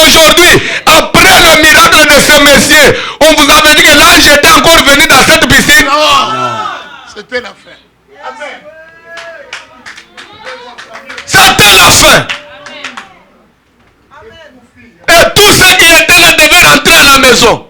Il a mis fin à ça. Ma prière est que ce soir, j'ai vu mettre fin à ta souffrance. Que j'ai vu mettre fin à ton combat. Quelle est cette loi-là qui bloque ton mariage? Toujours dans la famille, on a dit que vous n'allez pas vous marier. Que mon Dieu te bénisse, papa. Ça, c'est ton costume avant ton départ, je vais le réaliser. Merci, merci. Ça, c'est rien, c'est pas... Merci, merci. Que Dieu te bénisse. Amen. Alléluia. Je voudrais que Dieu fasse quelque chose dans ta vie. Jusqu'à quand? Dans le Seigneur, les prophéties, c'est toujours dans la famille, du côté de la maman, du côté de votre papa. Est-ce que Jésus ne peut pas mettre fin à ça? Je suis dans le Seigneur. Je vais commencer bien à subir. La famille a dit, mais quand est-ce que je vivrai? Dieu a dit. Nous ne sommes pas seulement appelés à vivre ce que la famille a dit. Nous devons aussi vivre ce que Dieu a dit. Puisque j'ai dit quelque part, s'il vous plaît, vous savez, dans ce qui est écrit, il y a des écritures. Il y avait l'écriture que le gouverneur Pilate avait écrit. Celui-ci est le roi des Juifs. L'écriture de l'homme. Et il y avait aussi l'écriture qui disait aucun de ses os ne sera brisé. L'écriture de Dieu. Jésus est mort avec mention roi des Juifs. Mais lorsque les soldats sont venus pour briser les os, on a brisé les os de celui qui était à droite. On a brisé les os de celui qui était à gauche.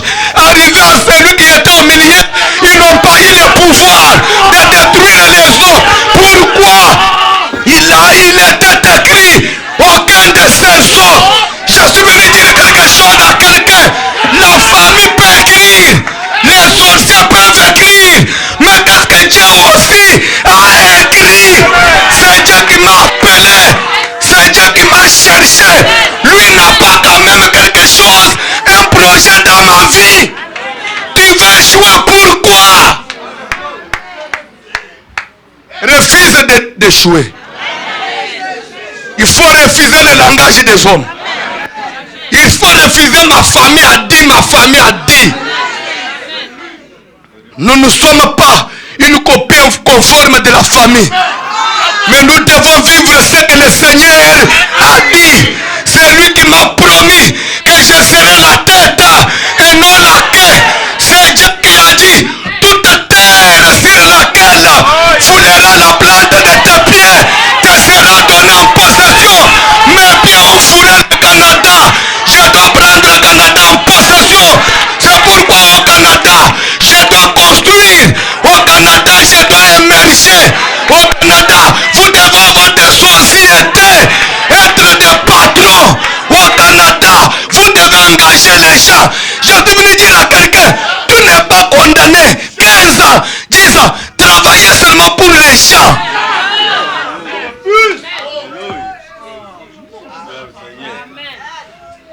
Un salaire toujours déterminé.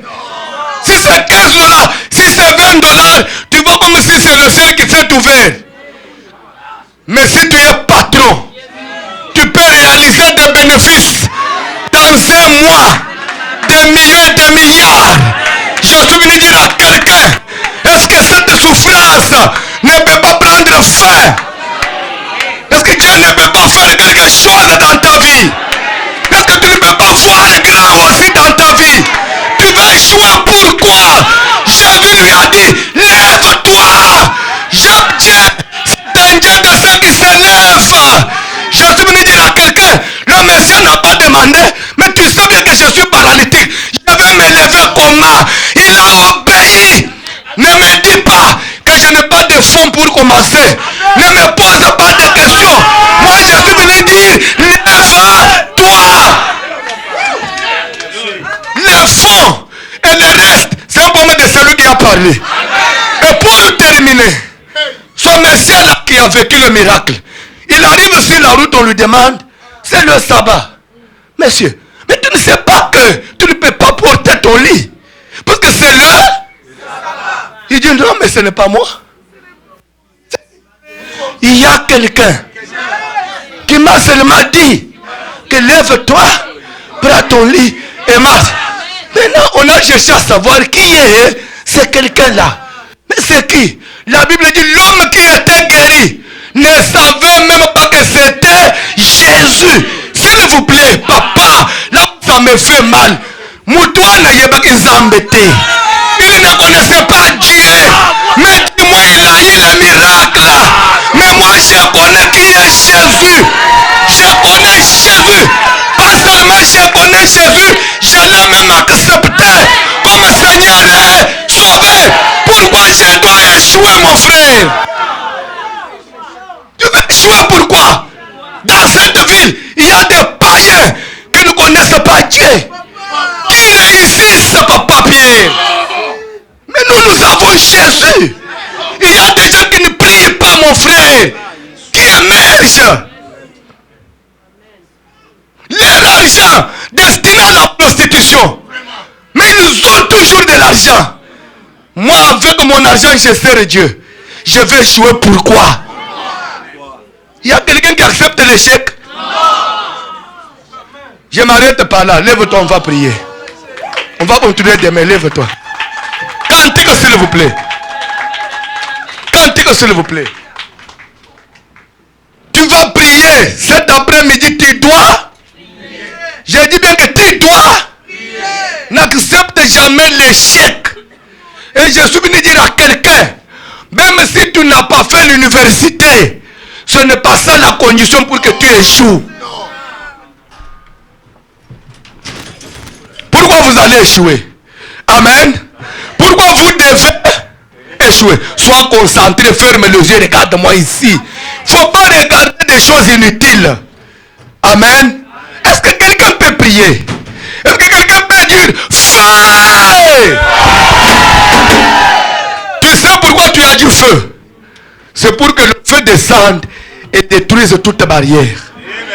Vous savez, le diable, il sait bien que à un certain moment, toi tu allais prier.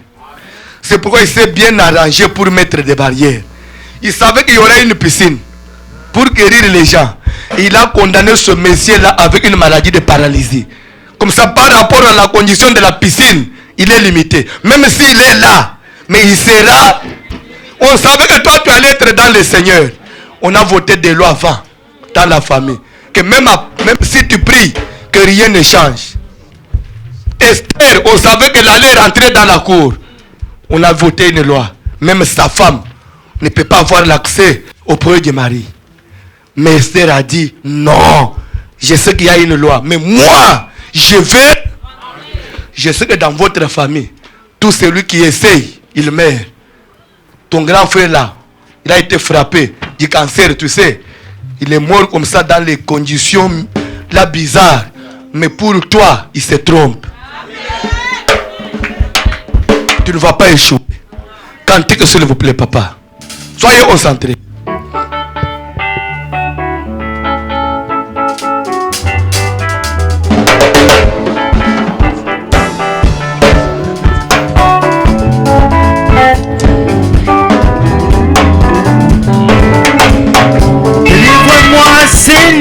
Délivre-moi, Seigneur Jésus, le sauveur de ma vie. En toi j'ai mis mon espérance. Délivre-moi, Seigneur Jésus, le sauveur de ma vie.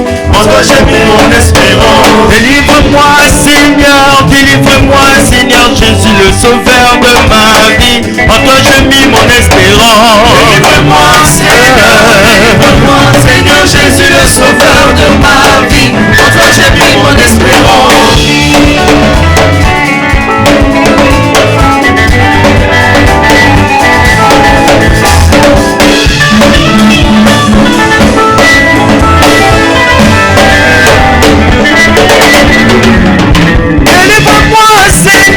Délivre-moi, Seigneur Jésus, le sauveur de ma vie. En toi j'ai mis mon espérance.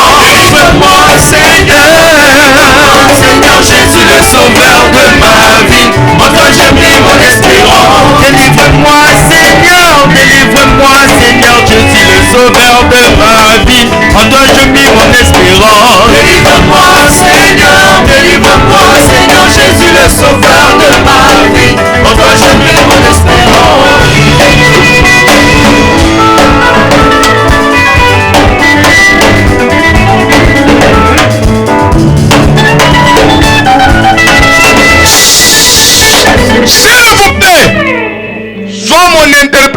à celui qui est à tes côtés. Dis un peu à votre voisin là. Si toi tu vas échouer, sache une chose, moi je n'échouerai jamais. Dis-lui ça. Moi, je n'échouerai jamais. Mais toi aussi, il faut répliquer. Toi aussi, il faut pas encaisser. Si toi, tu vas échouer, moi, je n'échouerai jamais. Vous savez quoi? Vous savez quoi? Une chose que moi j'ai apprise sur cette terre, la vie appartient au courageux. Amen, amen. Vous savez, les gens qui vont avec une logique là, des fois ils ne réussissent pas. Vous savez, l'actuel président des États-Unis, lui il n'a pas amené la logique, il est venu comme un fou là. Tout ce que lui proposait, c'était toujours des choses compliquées. Et c'est lui qui est maintenant président. C'est qui venait avec des logiques là, tu vois. Le monde aime les gens qui osent. Amen. Les gens qui amènent un peu de nouveauté. Les gens qui voient autrement. Même dans ta famille, là, on a besoin d'une fille qui peut voir les choses autrement. Toi, tu rentres dans les logiques de tes grandes sœurs.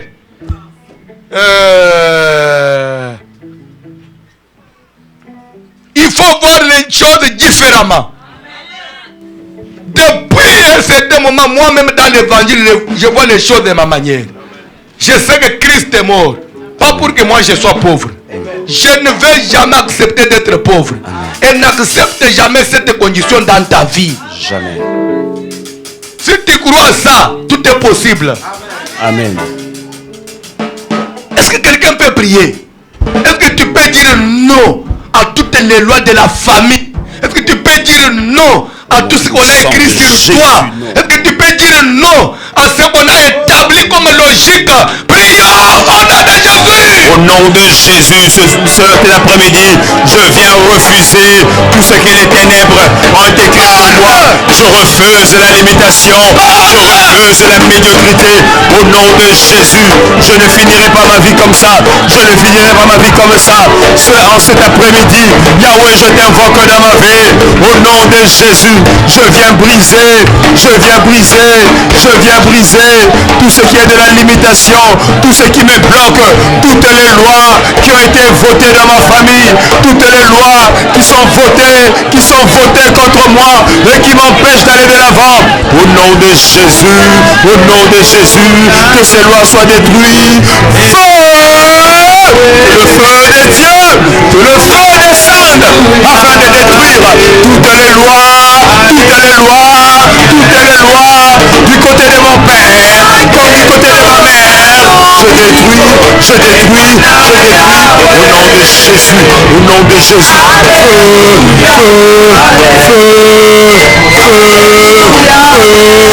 contre toutes les lois, les lois de la famille, les lois dans ce pays, toutes les lois qui me limitent, toutes les lois qui m'empêchent d'aller de l'avant. Au nom de Jésus, je viens détruire, au nom de Jésus, toutes les lois du divorce, les lois de la conformité, par rapport à ma famille. Je détruis cela, les lois de la misère, les lois de la limitation, les lois du divorce, les lois du veuvage. Je détruis cela au nom de Jésus, les lois de la polygamie, les lois de l'échec. Que cela soit détruit, que cela soit détruit.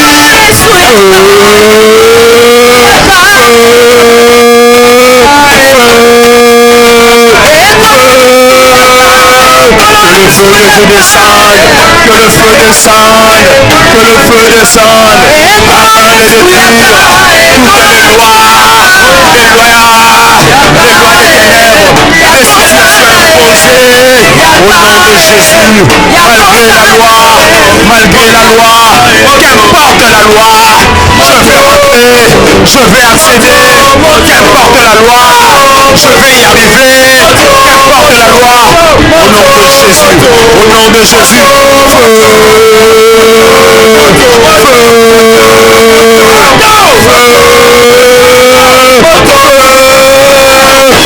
tout ce qui m'irrite, au nom de Jésus, contre tous les organes qui ont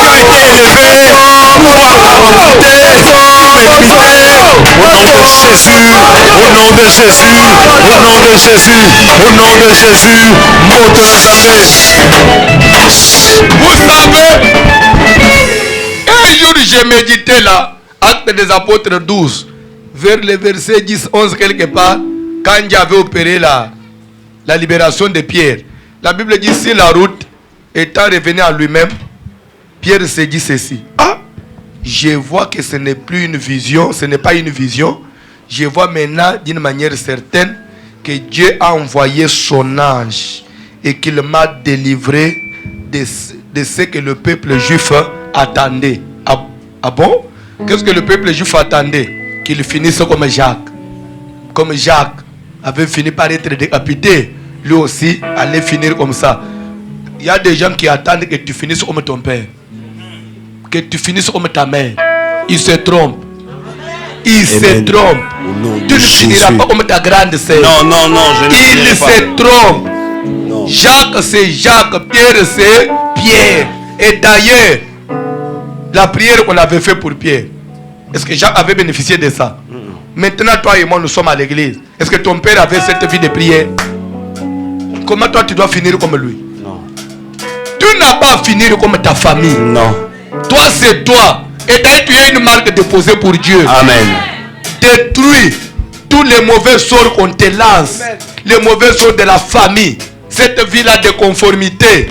Ils veulent que tu finisses comme les autres dans ta famille. Comme les filles de ton oncle au village. Tous on les a engrossés. On attend que toi aussi on puisse t'engrosser. Ils se trompent. Toi tu dois finir l'université et travailler. Avoir un bon mariage. Tous les mauvais sorts là qu'on lance sur toi. Détruis cela au nom de Jésus.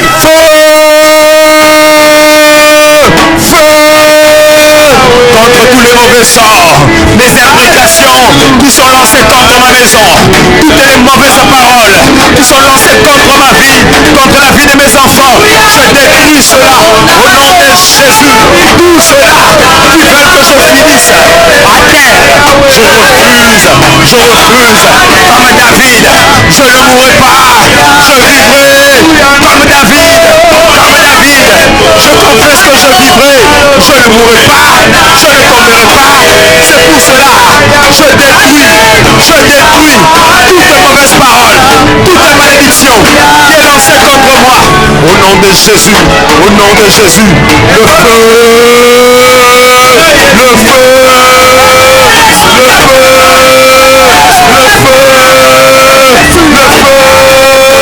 contre tout ce qui se lève contre mon bien-être, tout ce qui m'empêche d'aller de l'avant, je détruis cela au nom de Jésus. Tout ce qui a été prononcé, tout ce qui est écrit contre mes intérêts, je viens détruire cela au nom de Jésus, au nom de Jésus.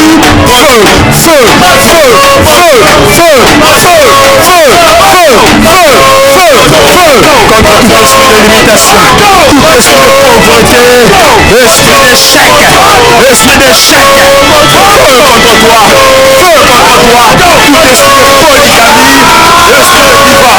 tout esprit de polygamie, esprit de divorce, instabilité, reçois le feu, pour instabilité, je te détruis au nom de Jésus-Christ. S'il vous plaît, prends ta main droite, pose sur ta tête et commence à prier. Détruis tout esprit d'échec en toi. Si on avait déjà lancé un esprit d'échec sur toi là, tu ne dois pas échouer. Non. Mon frère, n'échouez jamais dans la vie. N'échouez jamais. Vous savez, si vous échouez, vous n'aurez pas de valeur sur cette terre. Même la Bible dit, la sagesse du pauvre, elle est toujours méprisée.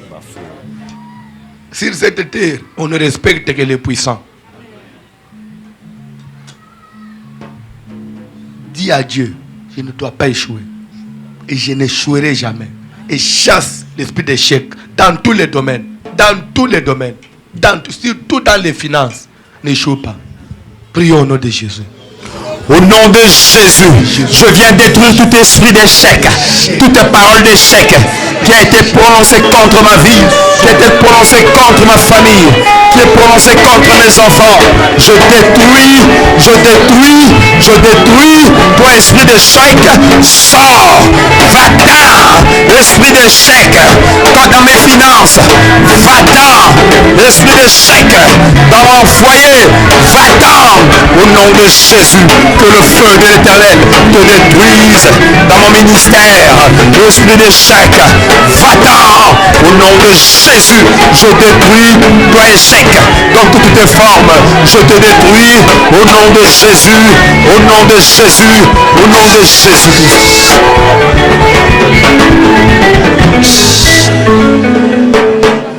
Assis-toi.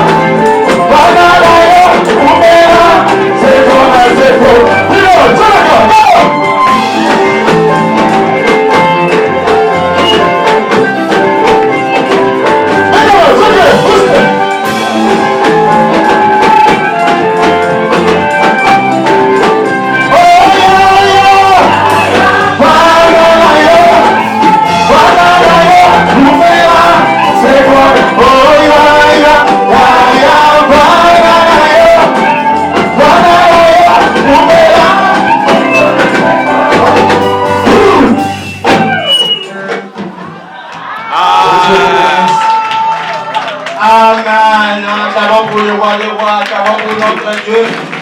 Bien-aimé, merci pour Dieu que Jésus est bon. Amen.